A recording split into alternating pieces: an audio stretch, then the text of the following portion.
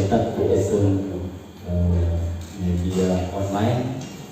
Tahu dari teman-teman media sekalian, selama ini kami hanya bersosialisasi ketika kami ada kegiatan PTSL, Redis, ataupun pemberdayaan seperti itu. Di situ kami menginformasikan, bahkan kalau pengalaman saya waktu di Bangka Laut, Pak, setiap sosialisasi saya paparkan ini SKB 3 Menteri. Bahkan kalau kami sosialisasi PTSL ataupun Redis, kami menggandeng kepolisian, kejaksaan, supaya ini sebagai kontrol dari kepala desa ataupun lurah. Itu harapan kami. Jadi terima kasih Pak masukannya. Semoga sebenarnya kami juga menawarkan kepada desa-desa atau kecamatan, silakan mengundang pertanahan. Kan mereka mungkin punya dana desa. Jadi mereka mengumpulkan dana desa mungkin buat di kecamatan, undang masyarakat, perwakilan masyarakat, BPD atau apa, kami diundang. Begitu juga mungkin kepolisian, supaya kita satu persepsi, jangan sampai informasi yang sampai di masyarakat, oh begini, padahal bukan seperti itu. Silakanlah nanti Bapak Ibu sampaikan ke kepala-kepala desa atau lurah, Pak, bolehlah itu sosialisasi tentang pertanahan, apalagi kasus pertanahan lagi berkembang mungkin di kabupaten ini. Silakan Pak. Tadi kami juga sudah mengusulkan kepada para kepala desa, lurah, sekcam, Pak, buatlah acara di kecamatan atau di desa, undang kami siap. Saya bilang, kami siap untuk menyampaikan informasi-informasi tentang pelayanan pertanahan, biaya maupun yang lain-lainnya. Ya. Nanti kita minta tolong Bapak Ibu lah untuk menyampaikan juga toh, supaya. Tapi kalau kami setiap ada program PTSL kayak kemarin di Borone, Sumoli dan Montani sih, pasti kami sampaikan masalah SKB 3 Menteri, supaya masyarakat yang belum tahu jadi tahu dan mengerti. Mungkin itu saja ya, masalah SKB 3 Menteri. Dan juga sudah ada Pergub ternyata Pak, baru bulan Mei terbit 2023 yang diterbitkan oleh Pak Bupati. Jadi dia mengakomodir biaya sertifikasi PTSL ataupun Redis Pak di Kabupaten Bendungan. Kalau SKB 3 Menteri 350, kalau Pergub kita 300 Pak. Jadi mungkin Pak Bupati mempertimbangkan dengan kondisi dan situasi masyarakat yang ada di Kabupaten Bendungan. Sama mereka itu milenial, pemikiran dibilang, ada istilah mengatakan sudah patah biji di dalam buku. Jadi tolong Pak, dari pihak BPN kalau bisa disosialisasikan ke daerah pulau-pulau sana terkait sertifikat Prona ini, supaya ada pihak-pihak lain yang berbuat di luar dari SKB 3 Menteri itu. Karena daerah sana, Bapak saya memberitahu tuh, di sana pulau ke pulau, bukan dari Sabang dari ke Merauke lagi Pak, pulau dari pulau ke pulau. Jadi mereka harus butuh pemaparan dari pihak BPN, apalagi Prona ini kan Pak, ini programnya Presiden. Jangan bisa selip, lebih 1000 saja saya tindas, kami begitu pembicaraan beliau. Jadi mohon Pak, kepada saudara-saudara dari pihak BPN, kalau boleh ya, kalau saya rasa boleh, saya rasa bisa supaya mereka paham masyarakat di sana. Jadi kalau tidak ada sosialisasi dari pihak BPN Pak, oknum-oknum tertentu bisa melaksanakan seminar di sana. Kita ingin menanyakan terkait dengan PTSL, karena di tingkat bawah itu seperti kasus kemarin ada dimintakan biaya, kan kalau S2 SKB kalau tidak salah itu 350. Kemudian di sini menjadi persoalan di sini, masyarakat yang mengurus itu dimintakan sampai 500, bahkan ada yang 1 juta, tapi kita tidak sebut di sini kan. Ini bagaimana langkah dari BPN Tuna untuk menjelaskan ke masyarakat terkait biaya-biaya pengurusan sertifikat tanah itu, berapa sebenarnya untuk biaya pengurusan luas dari tanah, mungkin 1 hektar, 2 hektar seperti apa, dan berapa biayanya. Itu masukan dari kami. Terima kasih. Mungkin ada teman lain yang ingin menambahkan. Silakan Pak. Ya, terima kasih. Saya Samsul Mahri, kasih dari pukirnusantara.id, Korbiro Sulawesi Tengah. Nah, menarik kalau kita bicara soal tanah. Ada program Jalan Nasional yang disebut bank tanah. Ini juga penting untuk menjelaskan terhadap warga masyarakat apa sebenarnya bank tanah dan bagaimana mekanisme bank tanah itu sendiri. Proses pembagian tanahnya kalau itu diberikan kepada masyarakat, berapa jumlah per hektar terhadap satu kepala keluarga itu. Nah, yang menarik di sini adalah tadi sudah disampaikan oleh Kepala BPN kepada Tojo Nauna bahwa ini di press release ini, di jumpa pers ini adalah menjelaskan terkait dengan program BPN itu sendiri secara nasional. Ini yang sudah masuk kepada tahapan berapa ya tadi disebutkan. Nah, pertanyaanku kemudian adalah kenapa semestinya ini kan dilakukan seperti ini adalah dimulai dari Januari 2023. Nah, ini nanti dijelaskan pada saat bulan Agustus 2023. Itu satu. Yang kedua, tadi disebutkan terkait dengan perkara. Target ada 3. Nah, tidak dijelaskan sedetail mungkin ini perkara target apa begitu. Padahal sesungguhnya kita di Tojo Nauna kita melihat banyak sekali sengketa tanah, gitu. Nah, kenapa BPN itu hanya menargetkan dalam 1 tahun itu hanya ada 3 perkara, gitu. Sekiranya ini dulu dari kami. Yang lain mungkin ada.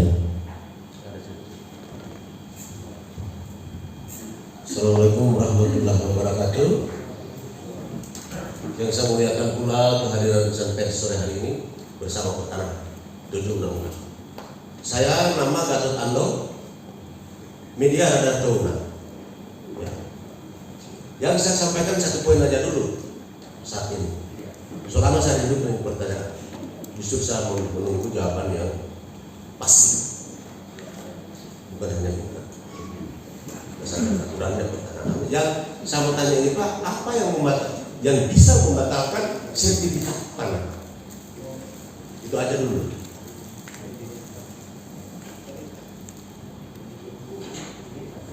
Ya, dan itu undang ini selama saya selidiki hasil lapangan, selama 20 tahun atau undang-undang banyak pemilik tanah cek per cek bukan tanahnya, kenapa dia sertifikat? Justru saya tanya apa yang bisa membatalkan sertifikat tanah? Ya, assalamualaikum warahmatullahi wabarakatuh. Selamat sore, sahabat kita semua. Terima kasih Bapak dan media atas responnya terhadap kegiatan kami.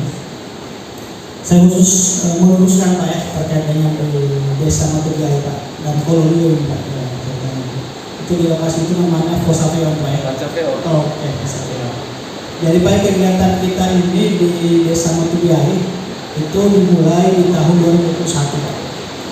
Itu pengajuan dari konsorsium KPA, Konsorsium Perubahan Agraria. Itu langsung ke kantor staf kepresidenan Pak. Sehingga lokasi di Posafeon itu masuk dalam program LPRA atau lokasi prioritas reforma agraria. Itu langsung perhatian dari pusat Pak.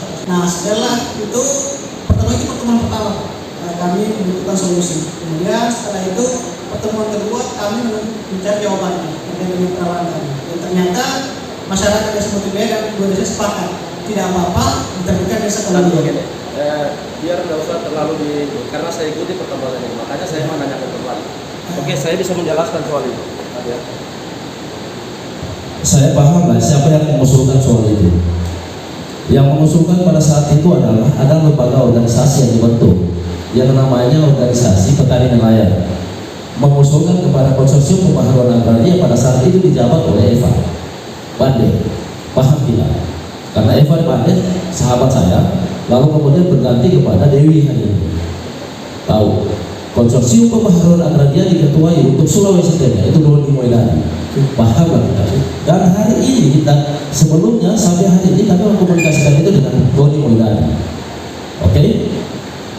Pertanyaanku kemudian, kalau Kalau tadi bicara soal nama sertifikat pemiliknya warga masyarakat Limbana atau Tirto dan Motojai, tapi berada dalam wilayah lingkup wilayah Urulende, tidak pernahkah dipertanyakan sak historis dari tanah itu sendiri? Sejarah dibukanya Pak Cahyo itu seperti apa? Penting untuk kita menanyakan sak historis itu. Kalau mau bicara soal itu, kalau mau bicara soal bahwa itu berada dalam luas wilayah, lingkup wilayah Urulende, apa beda dengan kami? Sementara sak historis itu kami, dan saya besar di sana, dan ada pohon kelapa kami di sana. Ini penting. Makanya kenapa saya sama Dewi waktu ketemu di sana, saya bicara sama Dewi, tolong dulu, jangan tunggu.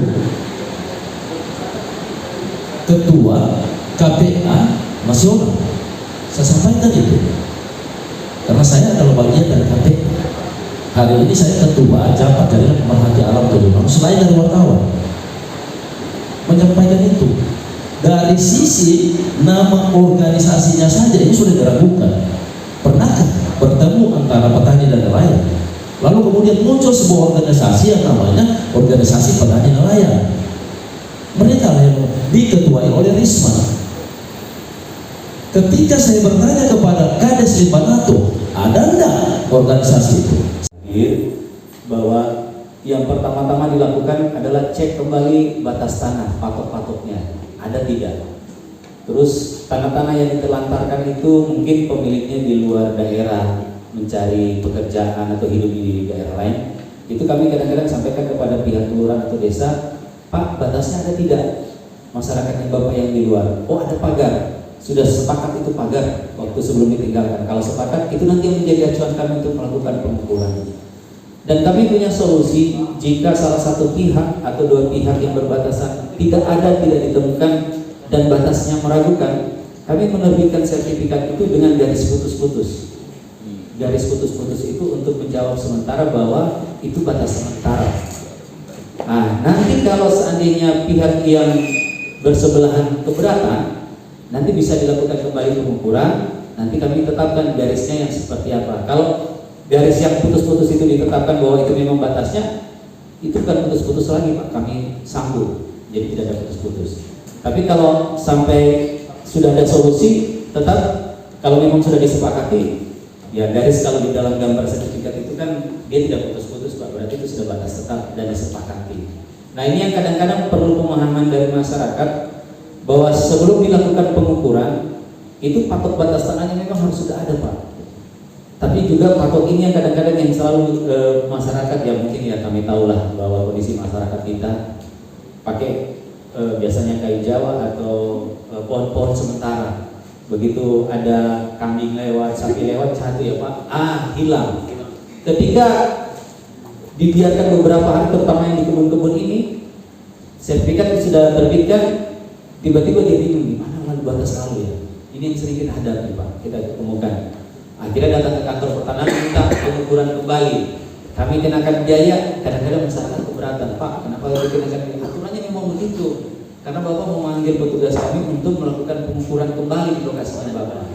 Nah, harapan kami itu ketika sudah dilakukan pengukuran, patoknya sudah ada, sudah foto dengan tetangga yang berbatasan. Nah, patok itu yang harus dijaga Pak. Itu Pak. Tolong tanahnya juga jangan ditelantarkan. Kalaupun mau ditinggalkan jauh, merantau atau apa, tolong suruh dipagar Pak, supaya aman, masyarakat tidak geser, tetangga terutama yang berbatasan itu tidak geser-geser atau masuk ke lokasi kita, okupasi. Kan itu yang terjadi kan begitu ya Pak, baik tanah Pemda ataupun tanah masyarakat kadang-kadang diokupasi pihak lain karena merasa tidak ada pagar, tidak ada patok, saya diambil setengah meter, 1 meter, akhirnya dia menguasai secara keseluruhan seperti itu.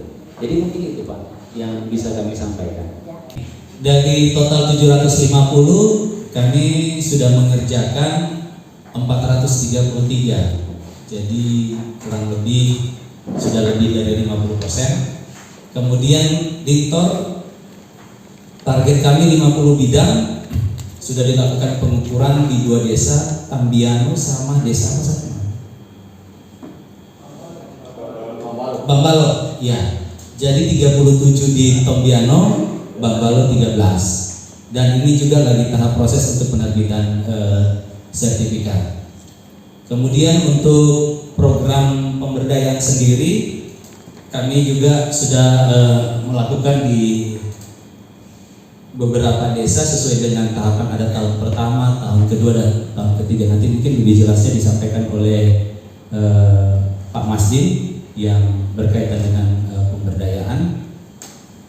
Kemudian untuk kegiatan di seksi sengketa, konflik dan perkara, tadi kami sudah melakukan sosialisasi yang mungkin minta maaf kami lupa memberitahukan kepada teman-teman, tapi tadi ada satu ya Pak sampai yang mewakili dari media ya sempat hadir di acara tadi bersama perwakilan dari Pak Kapolres, Pak Kajari dan juga asisten satu.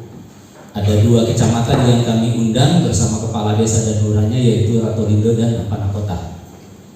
Kemudian untuk perkara pertanahan atau yang sedang dilakukan proses di pengadilan, itu ada target kita ada 3. Nanti mungkin Pak Akbar bisa menceritakan mungkin perkara yang mana, seperti supaya teman-teman media tahu oh perkara yang ini Pak, tidak.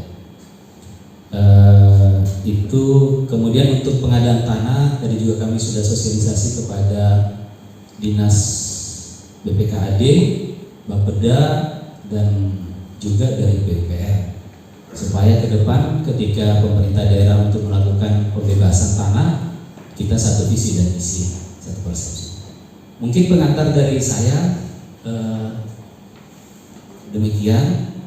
Nanti selanjutnya kalau ada saran, itu yang kami harapkan dari teman-teman media untuk pelayanan kantor pertanahan lebih baik lagi kepada masyarakat menjangkau. Silakan jika ini ada saran dan pendapat ya. Kalaupun ingin klarifikasi ataupun apa, ya nanti kami mampu menjawab atau tidak. Ya, mungkin itu saja. Kami lebih menginginkan kalau ada saran dan pendapat untuk kemajuan pelayanan kantor pertanahan Kabupaten Tojo Una, karena kita bekerja untuk masyarakat ini dan untuk kabupaten ini. Lebih dan kurangnya mohon dimaafkan. Assalamualaikum warahmatullahi wabarakatuh. Selamat sore, salam sejahtera kita semua.